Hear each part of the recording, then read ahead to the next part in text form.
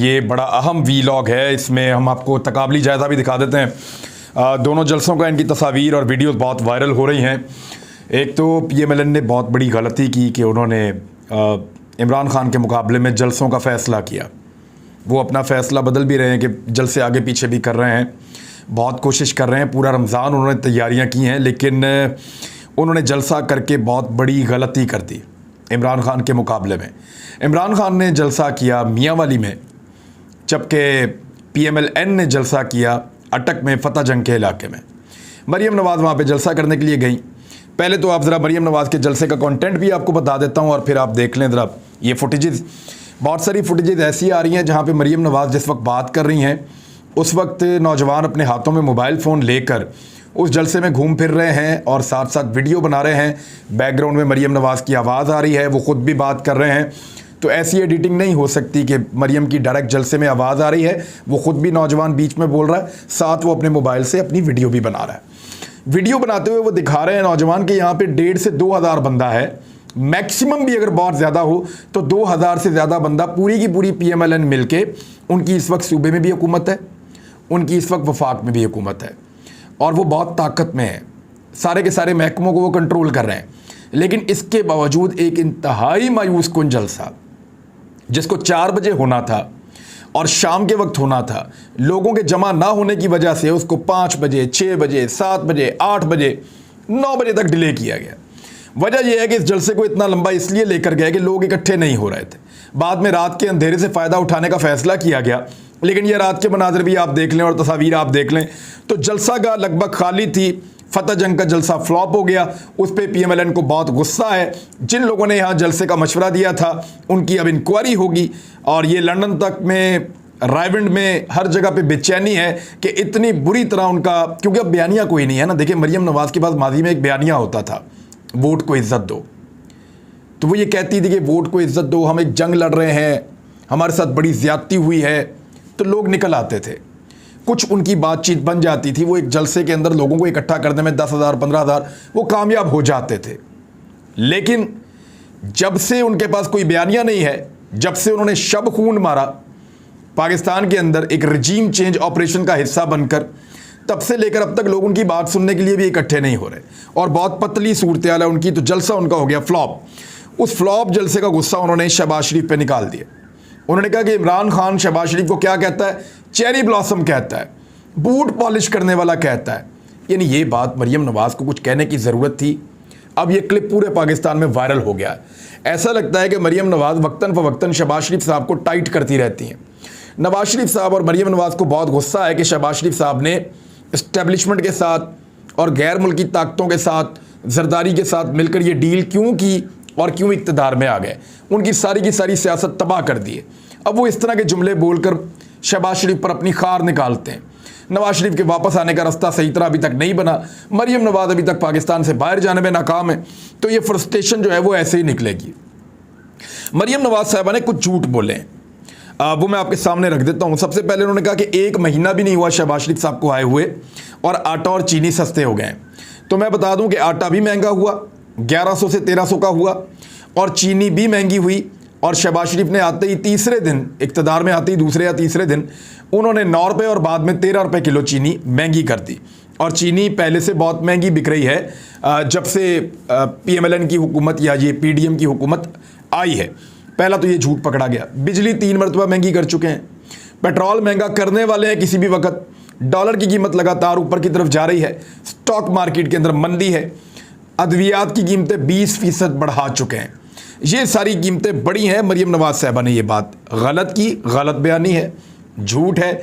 जो सरकारी इदारा है आदाद-ओ-शुमार का, उसके मुताबिक 15% महंगाई में इजाफा हुआ है PMLN की हुकूमत आने के बाद से लेकर इस महीने में।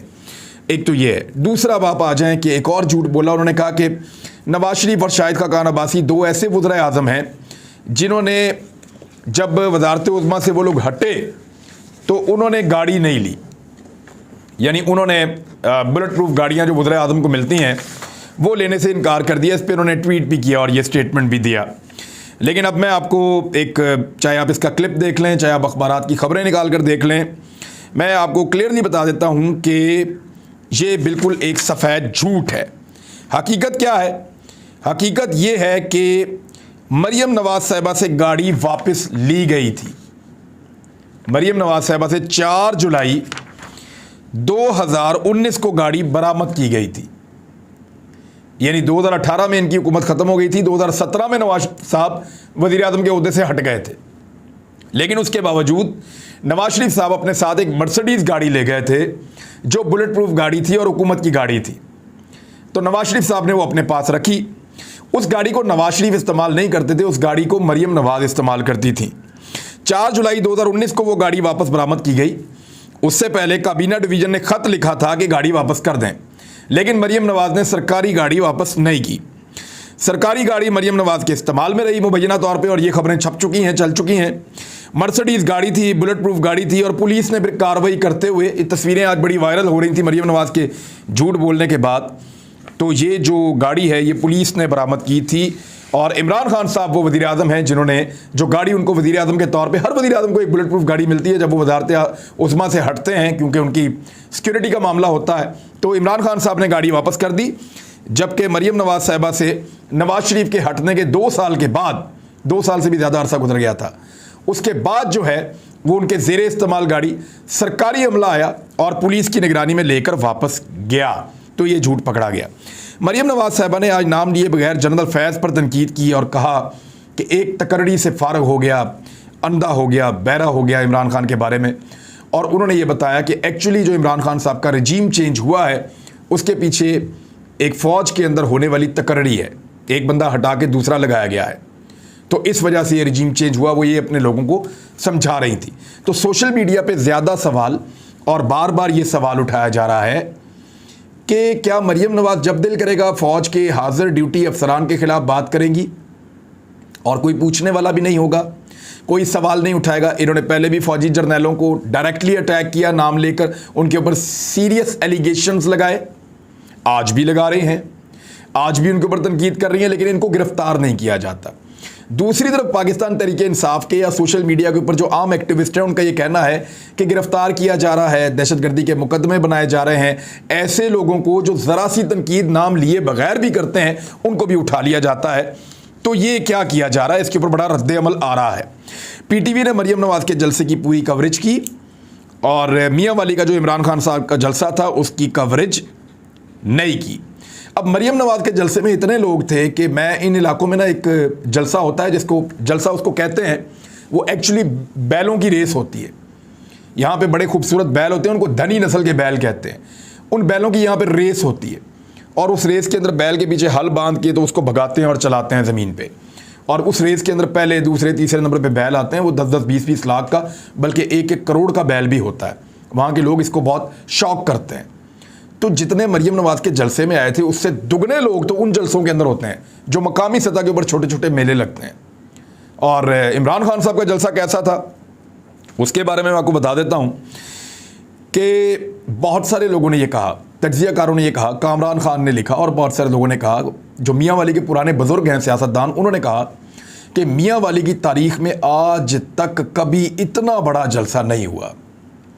यानी तारीख साज एक जलसा था। जिस शहर में जा रहे हैं इमरान खान साहब एक नई तारीख रकम कर रहे हैं। और जलसे के जो बाहर के मनाज़िर हैं जो बाद में दिखाए गए वो भी ह्यूज था, तिल धरने की जगह नहीं थी। जलसा का के बाहर भी आवाम बहुत बड़ी तादाद में थी, अंदर भी, और बहुत चार्ज्ड इन्वायरमेंट था, बहुत बड़ी तादाद में। यानी इमरान खान जिसको कल धमकाया गया था, शहबाज गिल को हमला करने के बाद एक दिन पहले धमकाया गया था कि शहबाज गिल की गाड़ी उल्टा दी गई बड़े तरीके से, और वो अभी भी इस बात पे कन्विंस्ड हैं कि उनके ऊपर अटैक हुआ है, उनके ऊपर कातलाना हमला हुआ है, क्योंकि हिट एंड रन केस है, मारा मार के भाग गया। दूसरी जानिब जो इमरान खान साहब हैं उनके जलसे में ऐसा लगता था कि सिक्योरिटी के इंतजाम बढ़ाने चाहिए, लेकिन वो कुर्सी रख के सबसे आगे खुद बैठे हुए थे, बिल्कुल एक्सपोज्ड पब्लिक के सामने। तो ये सुसाइडल मोड है। इसको सारे आप समझ लें कि इमरान खान साहब कश्तियां जलाकर मैदान में आ गए हैं। उन्हें इस बात की कोई परवाह नहीं है कि उनकी जान जाती है या उनको कोई नुकसान पहुंचता है या उनके ऊपर कोई हमला होता है। वो इन चीज़ों से बहुत आगे निकल गए हैं और वो कह चुके हैं कि मुझे जान भी जाए तो कोई परवाह नहीं है। और सबसे बड़ा दुख उनका यही है कि वो 2.5 साल से अपने बच्चों से नहीं मिल पाए, सिर्फ इस कौम के लिए वो कोशिश कर रहे हैं, उनका ये कहना है। जोर लगा रहे हैं। भारत इमरान खान साहब ने बड़ी, ये दलेरी तो है एक तरह की, लेकिन ये चैलेंजिंग भी है पाकिस्तान के इदारों के लिए कि वो हर मुमकिन इमरान खान की सिक्योरिटी को यकीनी बनाए। मियाँ वाली की तारीख का एक बड़ा तरीन जलसा था और उस पर इमरान खान साहब ने खिताब करते हुए कुछ बड़ी अहम बातें की हैं। एक तो उन्होंने कहा कि मैं सिर्फ पाकिस्तान तहरीक-ए-इंसाफ के लोगों को नहीं बुला रहा, मैं पूरे पाकिस्तान को बुला रहा हूँ, पूरी कौम को आवाज़ दे रहा हूँ कि इस्लामाबाद पहुँचें। हम बहुत बड़ी तादाद में इस्लामाबाद लोगों को लेकर जाएंगे। लोग बड़े गुस्से में थे और जुड़े हुए थे इमरान खान की कॉल के साथ। इमरान खान ने कहा कि अल्लाह का शुक्र है कि उसने लोगों को शऊर दिया है। अवाम से पूछता हूँ कि क्या कोई कंटेनर आपको रोक पाएगा? तो पूरी जलसा गाह में जितनी बड़ी तादाद में लोग थे, उन्होंने कहा कि नहीं, हमें नहीं रोक पाएगा। उन्होंने कहा कि पूछता हूँ कि अगर इन हुक्मरानों ने कंटेनर लगाए तो क्या आप वो कंटेनर हटा दोगे? तो लोगों ने कहा जी हम हटा देंगे, हम कंटेनर्स को हटा देंगे। लोगों ने हाँ बोला। तो ये इमरान खान साहब ने कहा कि चेरी ब्लॉसम वाला आपको इस्लामाबाद आने से रोक नहीं सकता और ना ये 18 कत्ल करने वाला राणा सनाउल्लाह अवाम को रोक सकता है। फिर उन्होंने बताया कि शहबाज गिल के ऊपर हमला कराया, अगर किसी कारकुन को कुछ हुआ तो 3 स्टूजेस और उनके हैंडलर्स जिम्मेदार होंगे। अब ये एक नई बहस छिड़ गई है पाकिस्तान में। उन्होंने कहा 3 स्टूजेस, ये तो सबको पता है कि वो एक कहते हैं आसिफ अली जरदारी को, एक शहबाज शरीफ को और एक वो कहते हैं मौलाना फजलुर रहमान को। हैंडलर्स वो किसको कह रहे हैं? इमरान खान साहब का ये मानना है कि इन तीनों को हैंडल किया जा रहा है, यानी इन तीनों ने मिलकर वो कार्रवाई नहीं डाली जिसमें रजीम चेंज ऑपरेशन हुआ है, बल्कि इन तीनों को हैंडल किया जा रहा है और इन तीनों को हैंडल करने वाले एक ही हाथ हैं और वो असल में जिम्मेदार हैं रजीम चेंज ऑपरेशन के। तो इमरान खान साहब ने कहा कि अगर किसी कारकुन को कुछ हुआ तो 3 स्टूजेस और उनके हैंडलर्स जिम्मेदार होंगे। अब ये हैंडलर्स कौन हैं? लोग बहुत ज़्यादा इसके ऊपर बात कर रहे हैं। मेरे ख्याल में इमरान खान साहब खुद ये बता दें कि हैंडलर्स कौन हैं, इससे पहले होना ये चाहिए कि इलेक्शन करवा दिए जाएं। उस नहज पे इमरान खान को ना ले जाया जाए जहां पे जाके उनको ये बताना पड़े कि हैंडलर्स कौन हैं और उन्होंने कैसे इमरान खान की हुकूमत को गिराया और कौन कौन जिम्मेदार है, क्योंकि इमरान खान साहब बहुत कुछ जानते हैं। आज PMLN ने एस्टेब्लिशमेंट को, इदारों को ये पैगाम देने की कोशिश की कि हम भी पब्लिक निकाल सकते हैं बहुत बड़ी तादाद में, तो दोनों जलसों का कोई मवाजना नहीं था, ज़मीन और आसमान का फ़र्क था। मरीम नवाज़ ने जितना जलसा किया उतने जलसे तो इमरान खान के वहाँ पे लोग खंबे पे चढ़े हुए होते हैं। जैसा जलसा उन्होंने किया उतने लोग तो उनके दीगर जो स्टेजेस 2-3 बने होते हैं उनके ऊपर बैठे होते हैं। इतने बंदे तो छतों के ऊपर से देख रहे होते हैं। तो ये इंतहाई नाकाम और मायूस कुन जलसा था और अब एस्टेब्लिशमेंट को, इदारों को ये बात समझ आ जाएगी कि पॉपुलैरिटी इमरान खान के साथ है, इनके साथ नहीं है। यही गलत फहमी जो है वो यहाँ तक पूरे पाकिस्तान को लेकर आ गई है। फवाद चौधरी साहब ने एक बड़ी इंपॉर्टेंट बात की है, लेकिन मैं ज़रा थोड़ा सा इमरान खान साहब के बारे में कुछ और चीज़ें उन्होंने कही। उन्होंने लोगों को बहुत ज़्यादा मोटिवेट किया। उन्होंने कहा कि जो अदालतें खुल सकती हैं 12 बजे, वो लोटों के ख़िलाफ़ कार्रवाई अज़ खुद नोटिस क्यों नहीं ले सकती जब लोगों के ज़मीर ख़रीदे जा रहे थे, और इन चोरों को नाअहल किया जा सकता था लेकिन नहीं किया गया। उन्होंने कहा चैलेंज करता हूँ, इतनी बड़ी तादाद में अवाम इस्लामाबाद पहुँचेंगे जितनी बड़ी तादाद में पहले कभी नहीं आए होंगे। और फिर इमरान खान साहब ने कहा कि 20 मई के बाद किसी भी दिन मैं कॉल दूंगा और इमरान खान एक अवाम का समंदर इस्लामाबाद में लेकर आएगा, और अगर मार्च को रोका गया या FIR काटी गई तो हालात के ज़िम्मेदार शहबाज शरीफ होंगे। ये इमरान खान साहब ने कह दिया है। दूसरी जानिब फवाद चौधरी ने कहा है कि बुध या जुमेरात को जो मुनहरिफ अराकीन हैं पाकिस्तान तहरीक-ए-इंसाफ के, ये वफाक की बात हो रही है, उनका फ़ैसला हो जाएगा। और अगर मुनहरिफ अराकीन का फ़ैसला हो जाता है और उनको डी-सीट कर दिया जाता है तो PTI तो पहले ही इस्तीफ़े दे चुकी है। बाकी बंदे टोटल जो रह जाएंगे कौमी असम्बली में, उनकी तादाद हो जाएगी 173, क्योंकि 174 लेके ये शहबाज शरीफ वज़ीर-ए-आज़म बने थे और उनमें से एक का इंतकाल हो गया बदकिस्मती से, बाकी 173 रह गए और 172 चाहिए आपको वज़ीर-ए-आज़म रहने के लिए। तो फवाद चौधरी साहब ने ये कहा कि बुध या जुमेरात को ये हुकूमत ख़त्म हो जाएगी और 20 मई से पहले पहले हुकूमत हर हाल में गिर जाएगी। उसकी वजह वो ये बताते हैं कि 3-4 ऐसे लोग हैं जो इस हुकूमत को छोड़ चुके हैं। और शहबाज शरीफ के पास इस वक्त सिर्फ और सिर्फ 168 बंदे बचे हैं, 168।